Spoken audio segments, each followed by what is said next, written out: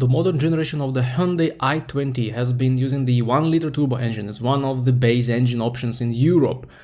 Please keep in mind that I'm talking here about the European model, because in India the company has been using another 1-liter turbo engine from the Kappa family, while European buyers get the more modern Smartstream family engine, even though the engines are very similar. So overall the engine is pretty good. It has 99 or 118 horsepower depending on the version, and it offers good acceleration and doesn't feel underpowered thanks to the turbocharger. The fuel economy is perfect unless your driving style comes to a pedal to the floor way of driving, even though the engine was engineered and presented in 2020 when the third generation of the i20 model was first offered.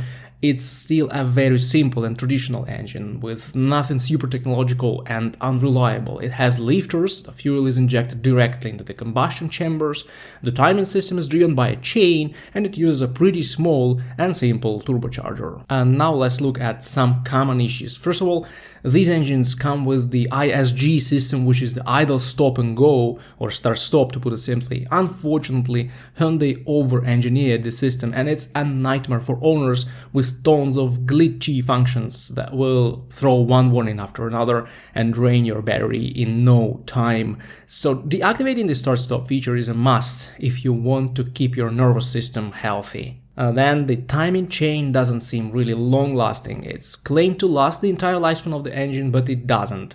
Usually it starts rattling after 100,000 kilometers, and then it's just a matter of your luck when it may jump. If it eventually jumps, the valves will most likely have a very unpleasant meeting with the pistons, and the engine will most likely be destroyed beyond repair. So replacing the timing chain kit at 100,000 kilometers or once it starts rattling is a good idea. Then, as I mentioned before, the engine has direct injection. It's efficient for fuel consumption and gives extra power, but there is one unpleasant effect. The intake valves get carbon buildup since they are never washed by the fuel and only let air go through them.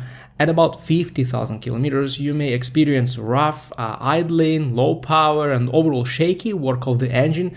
This means that valves will need cleaning, which is not that easy or cheap. Other than that, these engines seem pretty good and may last over 220 to 150,000 kilometers or up to 150,000 miles with zero problems. What happens after this milestone depends purely on the quality of service and your driving style.